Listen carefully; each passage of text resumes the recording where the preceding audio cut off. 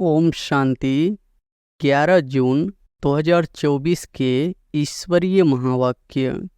पहले एक नज़र मुरली के मुख्य पॉइंट पर। बाबा ने कहा, तुम जानते हो पतित और पावन, सुख और दुख, दिन और रात आधा आधा है। जो अच्छे समझदार है, जिन्होंने बहुत भक्ति की है, वही अच्छी रीति समझेंगे। बाबा ने समझाया है 4 युग होते हैं, 5वां यह छोटा सा लिप संगम युग है। इसकी आयु छोटी है। आत्मा और शरीर दोनों का इकट्ठा पाठ होती है। इनको कहा जाता है जीव आत्मा। हम जीव आत्मा जो सतयुग में पावन थी, वह फिर 84 जन्मों के बाद पतित बनी है। पतित से पावन, पावन से पतित, यह चक्र फिरता ही रहता है। भगवान एक है, जरूर वही पुरानी दुनिया को नया बनाएंगे। फिर नए को पुराना कौन बनाता है? रावण। दुश्मन को जलाया जाता है, मित्र को नहीं जलाया जाता है। सर्व का मित्र एक ही बाप है, जो सर्व की सद्गति करते हैं। और फिर बाबा ने कहा, दुख देने वाला भी कोई होगा, वह है 5 विकारों रूपी रावण। आधा कल्प राम राज्य, आधा कल्प रावण राज्य। स्वास्तिका निकालते हैं ना। कोई समझते हैं हम इस ड्रामा से निकल जाए। बहुत दुखी है। इससे तो जाकर ज्योति ज्योत समाये, वह ब्रह्म में लीन हो जाए। लेकिन कोई भी जा नहीं सकता। पावन दुनिया को कहा जाता है स्वर्ग। स्वर्ग पास्ट हो गया, फिर जरूर रिपीट होना है। इसलिए कहा जाता है वर्ल्ड की हिस्ट्री रिपीट होती है। देह अभिमान में आने से तुमको 5 विकार पकड़ लेते हैं। आत्म अभिमानी बनने से कोई विकार पकड़ेगा नहीं। तुम समझते हो आत्मा छोटा सितारा है, बाप भी छोटा सितारा है, परंतु वह ज्ञान का सागर, शांति का सागर है। तुमको भी आप समान बनाते हैं। और फिर लास्ट में बाबा ने कहा, फिर बाप को सम्मुख आने की दरकार नहीं। पाप आत्मा से पुण्य आत्मा स्वर्ग का मालिक बनाया, बस फिर क्या आकर करेंगे। हम पहले पहले जरूर प्रिंस बनेंगे। गाया भी जाता है बेगर टू प्रिंस। बेगर किसको कहा जाता है? आत्मा को ही शरीर के साथ बेगर व साहूकार कहते हैं। तुमको इस समय ही बेगर बनना है।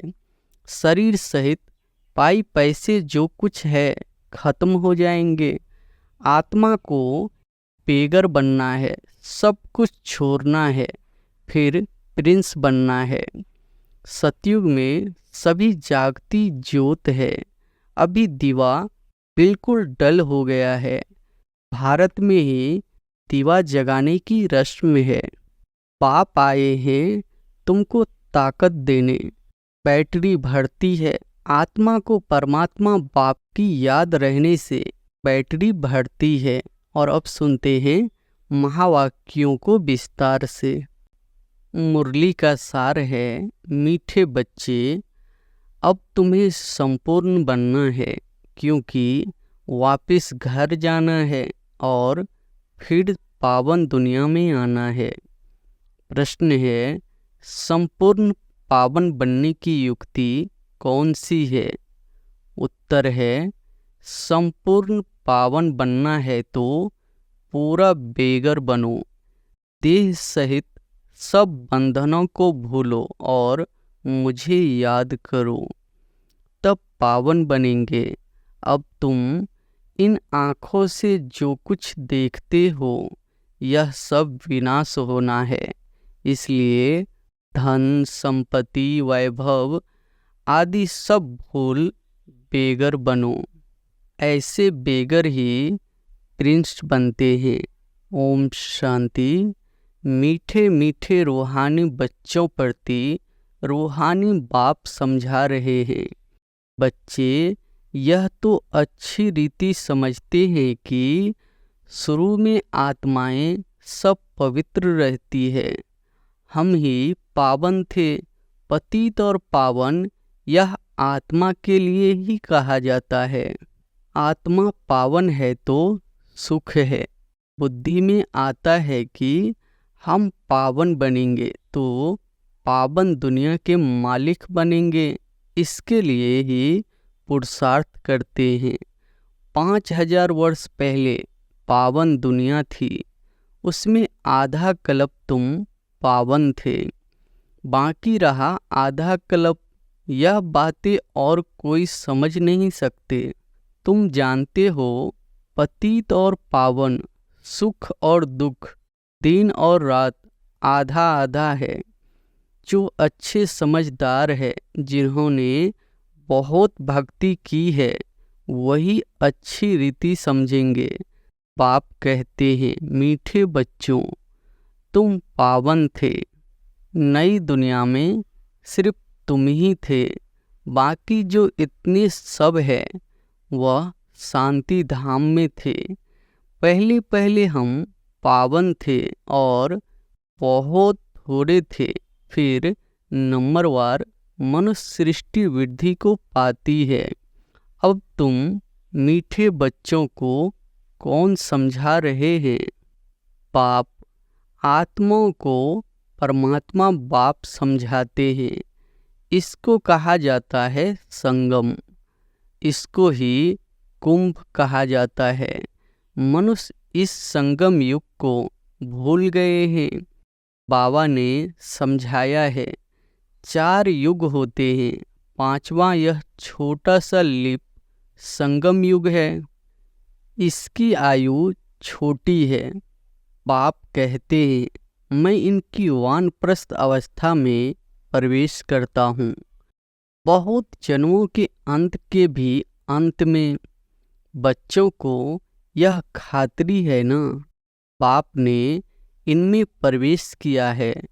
इनकी भी बायोग्राफी सुनाई है। बाप कहते हैं, मैं आत्माओं से ही बात करता हूँ। आत्मा और शरीर दोनों का इकट्ठा पाठ होता है। इनको कहा जाता है जीव आत्मा, पवित्र जीव आत्मा, अपवित्र जीव आत्मा। तुम बच्चों की बुद्धि में है कि सतयुग में बहुत थोड़े देवी देवता होते हैं, फिर अपने लिए भी कहेंगे हम जीव आत्मा जो सतयुग में पावन थी, वह फिर 84 जन्मों के बाद पतित बनी है। पतित से पावन, पावन से पतित, यह चक्र फिरता ही रहता है। याद भी उस पतित पावन बाप को करते हैं। तो हर 5000 वर्ष बाद बाबा एक ही बार आते हैं, आकर स्वर्ग की स्थापना करते हैं। भगवान एक है, जरूर वही पुरानी दुनिया को नया बनाएंगे। फिर नए को पुराना कौन बनाता है? रावण, क्योंकि रावण ही देह अभिमानी बनाते हैं। दुश्मन को जलाया जाता है, मित्र को नहीं जलाया जाता है। सर्व का मित्र एक ही बाप है, जो सर्व की सद्गति करते हैं। उनको सब याद करते हैं, क्योंकि वह है ही सबको सुख देने वाला। तो जरूर दुख देने वाला भी कोई होगा, वह है 5 विकारों रूपी रावण। आधा कल्प राम राज्य, आधा कल्प रावण राज्य। स्वास्तिका निकालते हैं ना, इसका भी अर्थ बाप समझाते हैं। इसमें पूरा चौथा होता है, जरा भी कम जास्ती नहीं। यह ड्रामा बड़ा एक्यूरेट है। कोई समझते हैं हम इस ड्रामा से निकल जाए, बहुत दुखी है। इससे तो जाकर ज्योति ज्योत समाए व ब्रह्म में लीन हो जाए। लेकिन कोई भी जा नहीं सकता, क्या क्या ख्यालात करते हैं। भक्ति मार्ग में प्रयत्न भी भिन्न भिन्न करते हैं। सन्यासी शरीर छोड़ेंगे तो ऐसे कभी नहीं कहेंगे कि स्वर्ग व बैकुंठ पधारा। प्रवृत्ति मार्ग वाले कहेंगे फलाना स्वर्ग पधारा। आत्माओं को स्वर्ग याद आता है ना? तुमको तो सबसे ज़्यादा याद है। तुमको दोनों ही हिस्ट्री ज्योग्राफी का पता है और कोई को पता नहीं। तुमको भी पता नहीं था। बाप बैठ बच्चों को सब राज समझाते हैं। यह मनुष्य सृष्टि रूपी वृक्ष है। वृक्ष का जरूर बीज भी होना चाहिए। बाप ही समझाते हैं पावन दुनिया कैसे पतित बनती है, फिर मैं पावन बनाता हूँ। पावन दुनिया को कहा जाता है स्वर्ग। स्वर्ग पास्ट हो गया, फिर जरूर रिपीट होना है। इसलिए कहा जाता है वर्ल्ड की हिस्ट्री रिपीट होती है, अर्थात वर्ल्ड ही पुरानी से नई, नई से पुरानी होती है। रिपीट माना ही ड्रामा है। ड्रामा अक्षर बहुत अच्छा है, शोभता है। चक्र हूबहू फिरता ही रहता है। नाटक को हूबहू नहीं कहा जाता है। कोई बीमार हो पड़ते हैं तो छुट्टी ले लेते हैं, तो तुम बच्चों की बुद्धि में है। हम पूज्य देवता थे, फिर पुजारी बने। बाप आकर पतित से पावन बनने की युक्ति बताते हैं, जो कि 5000 वर्ष पहले बताई थी। सिर्फ कहते हैं बच्चों मुझे याद करो। बाप पहले पहले तुमको आत्म अभिमानी बनाते हैं। पहले पहले यह सबक पाठ देते हैं, बच्चे अपने को आत्मा समझो, बाप को याद करो। इतना तुमको याद करता हूँ, तुम फिर भी भूल जाते हो। भूलते ही रहेंगे जब तक ड्रामा का अंत न आए। अंत में जब विनाश का समय होगा तब पढ़ाई पूरी होगी, फिर तुम शरीर छोड़ देंगे। जैसे सर्प भी एक पुरानी खाल छोड़ देते हैं ना, तो बाप भी समझाते हैं तुम जब बैठते हो अथवा चलते फिरते हो, देही अभिमानी होकर रहो। आगे तुमको देह अभिमान था, अब बाप कहते हैं आत्म अभिमानी बनो। देह अभिमान में आने से तुमको 5 विकार पकड़ लेते हैं। आत्म अभिमानी बनने से कोई विकार पकड़ेगा नहीं। देही अभिमानी बन बाप को बहुत प्यार से याद करना है। आत्माओं को परमात्मा बाप का प्यार मिलता है। इस संगम युग पर इसको कल्याणकारी संगम कहा जाता है, जबकि बाप और बच्चे आकर मिलते हैं। तुम आत्माएं भी शरीर में हो, बाप भी शरीर में आकर तुमको आत्मा निश्चय कराते हैं। बाप एक ही बार आते हैं, जबकि सभी को वापस ले जाना है। समझाते भी है हम तुमको कैसे वापस ले जाएंगे। तुम कहते भी हो हम सभी पतित हैं, आप पावन हो, आप आकर हमको पावन बनाओ। तुम बच्चों को पता नहीं है कि बाबा कैसे पावन बनाएंगे। जब तक बनावे नहीं तब तक क्या जाने। यह भी तुम जानते हो आत्मा छोटा सितारा है, बाप भी छोटा सितारा है, परंतु वह ज्ञान का सागर, शांति का सागर है। तुमको भी आप समान बनाते हैं। यह ज्ञान तुम बच्चों को है, जो तुम फिर सबको समझाते हो। फिर सतयुग में जब तुम होंगे तो यह ज्ञान सुनाएंगे क्या? नहीं। ज्ञान सागर बाप तो एक ही है, जो तुमको अभी ही पढ़ाते हैं। जीवन कहानी तो सबकी चाहिए ना, वह बाप सुनाते ही रहते हैं, परंतु तुम घड़ी घड़ी भूल जाते हो। तुम्हारी माया के साथ युद्ध है। तुम फील करते हो बाबा को हम याद करते हैं, फिर भूल जाते हैं। बाप कहते हैं माया ही तुम्हारी दुश्मन है जो तुमको भुला देती है, अर्थात बाप से बेमुख कर देती है। तुम बच्चे एक ही बार बाप के सम्मुख होते हो। बाप एक ही बार वर्षा देते हैं, फिर बाप को सम्मुख आने की दरकार ही नहीं। पाप आत्माओं से पुण्य आत्मा स्वर्ग का मालिक बनाया, बस फिर क्या आकर करेंगे। तुमने बुलाया और मैं बिल्कुल पूरे टाइम पर आया। हर 5000 वर्ष बाद मैं अपने समय पर आता हूँ। यह किसको भी पता नहीं है। शिवरात्रि क्यों मनाते हैं, उसने क्या किया, किसको भी पता नहीं है। इसलिए शिवरात्रि की हॉलीडे आदि कुछ भी करते नहीं और सबकी हॉलीडे करते हैं। लेकिन शिव बाबा आते हैं, इतना पाठ बजाते हैं, उनका कोई को पता ही नहीं पड़ता, अर्थ ही नहीं जानते। भारत में कितना अज्ञान है।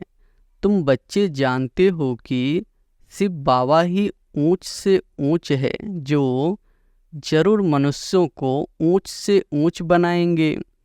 बाप कहते हैं मैंने इनको ज्ञान दिया, योग सिखाया, फिर वह नर से नारायण बना। उन्होंने यह नॉलेज सुनी है। यह ज्ञान तुम्हारे लिए ही है और किसी के लिए शोभता नहीं। तुमको फिर से बनना है और कोई नहीं बनते। यह है नर से नारायण बनने की कथा। जिन्होंने और धर्म स्थापन किए, सब पुनर्जन्म लेते लेते तमो प्रधान बने हैं। फिर उन सबको सतो प्रधान बनना है। उस पद के अनुसार फिर रिपीट करना है। ऊंच पाठधारी बनने के लिए तुम कितना पुरुषार्थ कर रहे हो। कौन पुरुषार्थ करा रहे हैं? बाबा। तुम ऊंच बन जाते हो, फिर कभी याद भी नहीं करते हो। स्वर्ग में थोड़े ही याद करेंगे। ऊंच से ऊंच बाप है, फिर बनाते भी ऊंचे है। नारायण से पहले तो श्री कृष्ण है। फिर तुम ऐसे क्यों कहते हो कि नर से नारायण बने? क्यों नहीं कहते हो नर से कृष्ण बने? पहले नारायण थोड़े ही बनेंगे, पहले तो प्रिंस श्री कृष्ण बनेंगे ना। बच्चा तो फूल होता है, वह तो फिर युगल बन जाते हैं। महिमा ब्रह्मचारी की होती है। छोटे बच्चे को सतो प्रधान कहा जाता है। तुम बच्चों को ख्याल में आना चाहिए, हम पहले पहले जरूर प्रिंस बनेंगे। गाया भी जाता है बेगर टू प्रिंस। बेगर किसको कहा जाता है? आत्मा को ही शरीर के साथ बेगर व साहूकार कहते हैं। इस समय तुम जानते हो सभी बेगर्स बन जाते हैं, सब खत्म हो जाते हैं। तुमको इस समय ही बेगर बनना है। शरीर सहित पाई पैसे जो कुछ है खत्म हो जाएंगे। आत्मा को बेगर बनना है, सब कुछ छोड़ना है, फिर प्रिंस बनना है। तुम जानते हो धन दौलत आदि सब छोड़कर बेगर बन हम घर जाएंगे, फिर नई दुनिया में प्रिंस बनकर आएंगे। जो कुछ भी है सब कुछ छोड़ना है। यह पुरानी चीज कोई काम की नहीं है। आत्मा पवित्र हो जाएगी, फिर यहाँ आएगी पाठ बजाने। कल्प पहले मिसल। जितना जितना तुम धारण करेंगे उतना ऊंच पद मिलेगा। भले इस समय किसी के पास 5 करोड़ है, सब खत्म हो जाएंगे। हम फिर से अपनी नई दुनिया में जाते हैं। यहाँ तुम आए हो नई दुनिया में जाने के लिए, और कोई सत्संग नहीं जिसमें कोई समझे कि हम नई दुनिया के लिए पढ़ रहे हैं। तुम बच्चों की बुद्धि में है, बाबा हमको पहले बेगर बनाकर फिर प्रिंस बनाते हैं। देह के सब संबंध छोड़े तो बेगर ठहराना कुछ भी है नहीं। अभी भारत में कुछ भी नहीं है। भारत अभी बेगर इंसॉल्वेंट है, फिर सॉल्वेंट होगा। कौन बनाते हैं? आत्मा शरीर द्वारा बनाती है। अभी राजा रानी भी है नहीं, वह भी इंसॉल्वेंट है। राजा रानी का ताज भी नहीं है, न वह ताज है न रत्न जड़ित ताज है। अंधेरी नगरी है, सर्वव्यापी कह देते हैं, गोया सब में भगवान है। सब एक समान है, कुत्ते बिल्ली सब में है। इसको कहा जाता है अंधेर नगरी। तुम ब्राह्मणों की रात थी, अब समझते हो ज्ञान दिन आ रहा है। सतयुग में सभी जागती ज्योत है। अभी दिवा बिल्कुल डल हो गया है। भारत में ही दिवा जगाने की रस्म है, और कोई थोड़े ही दिवा जगाते हैं। तुम्हारी ज्योत उझाई हुई है। सतो प्रधान विश्व के मालिक थे। वह ताकत कम होते होते अभी कुछ ताकत ही नहीं रही है। फिर बाप आए हैं तुमको ताकत देने। बैटरी भरती है आत्मा को।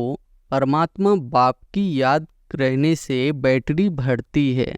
अच्छा, मीठे मीठे सिकिलधे बच्चों प्रति माता पिता बाप दादा का याद प्यार और गुड मॉर्निंग। रूहानी बाप की रूहानी बच्चों को नमस्ते। धारणा के लिए मुख्य सार पहली पॉइंट है, अब नाटक पूरा हो रहा है, हमें वापिस जाना है। इसलिए आत्मा को बाप की याद से सतो प्रधान पावन जरूर बनना है।